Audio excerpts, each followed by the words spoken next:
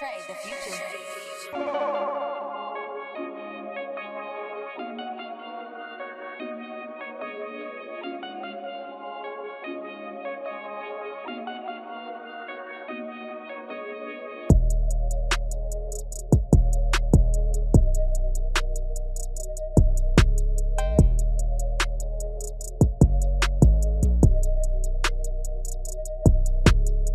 Trey the Future from Indianapolis, Indiana, Midwest. It was a little bit all over the place. My parents, they listen to like old school music, stuff like that. But as far as what I was listening to growing up, like Cash Money, 50 Cent, Lil Wayne, T.I., pretty much everybody who was hot in the South. Definitely hip hop, for sure. I really wasn't big on R&B back then, but now that I'm older, a little more mature, I'm like heavy into the R&B. Just came with some time. Never disliked it, but I just always been more of like a hip hop. Something a little more hard. Street. Pharrell. Yeah. Swiss. All the OGs, Timberland. Manny Fresh, but I definitely put Pharrell at the forefront. That's definitely the producer who kind of like inspired me to make music. Get fresh. I feel like he was really the person who showed you could be a star as a producer. You know what I'm saying? Not just a person who makes beats. Yeah. Favorite song today that he produced or that he's actually on? Yeah, for real, he always reinventing himself. That's another thing that I look up to when it come to Pharrell. You know what I'm saying? Gotta reinvent yourself. But it is, I'll say like Certified Neptunes or Projects. You have to check that out. It's a dope song though. It might be Get Rich or Die Trying. Yeah, I feel like, yeah, I probably was in the fifth grade, '05. It was probably like, '05, '06, somewhere in there. I feel like that came out. Or maybe '04. It was somewhere in elementary for me, but it was definitely Get Rich or Die Trying.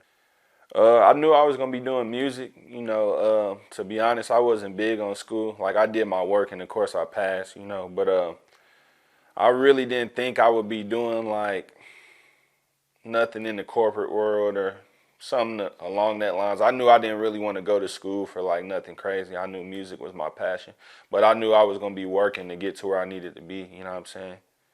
I say the first time I made a beat, I probably was like 7 or 8, probably like in the second or third grade. My uncle gave me like this old school beat machine. It was probably about this big, and that's when I started learning about like loops and stuff and time signatures and measures and stuff like that. It's just with strictly drum sounds, and you could just loop it. So around like 7 or 8 years old, that's probably when I made my first beat.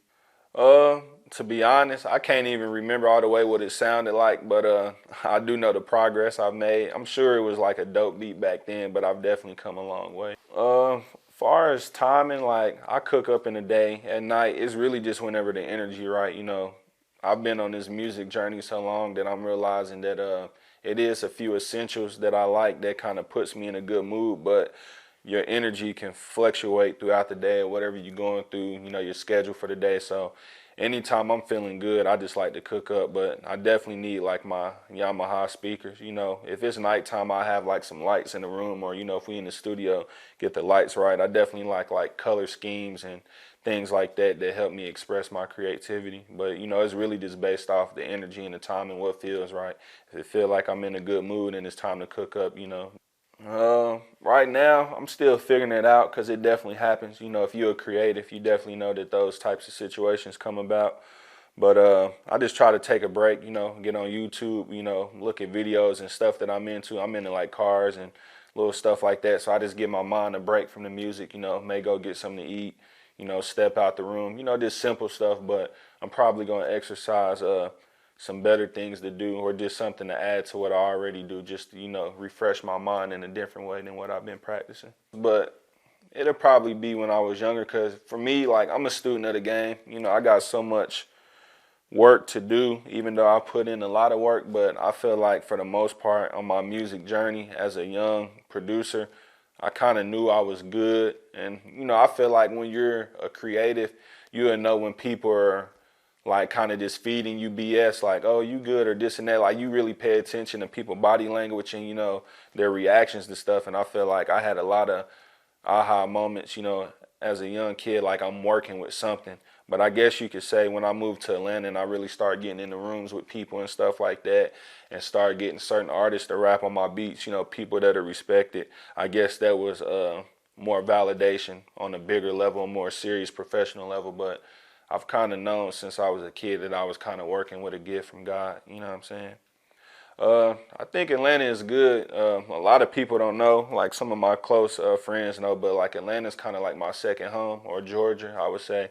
My dad's side of the family's from down here, so I've been coming down here since a kid, and Atlanta's always had like a big influence because I'm a 90s baby, so you know, the East Coast, they played a good part in music history and stuff like that, and they still are, but pretty much throughout my years of life, the South has always ran hip hop. So just coming down here, being able to see the lifestyle and the things that Southern people get inspired by to make music, you know, it's definitely something to see. But I think Atlanta's like a good place of like creativity, man. It's just special. You know, I know a lot of people, they probably like burnt out on Atlanta or, you know, they got different views. But for me, it's just like, it just show you that it's real. You know, the things you'll get to do and see, the people you'll get to cross paths with, just show you that the dream is real. You know, it's really just what you make it. But I say it had a good influence on like just the music I make, you know, and just kind of how I carry myself, being able to study some of the people I run with down here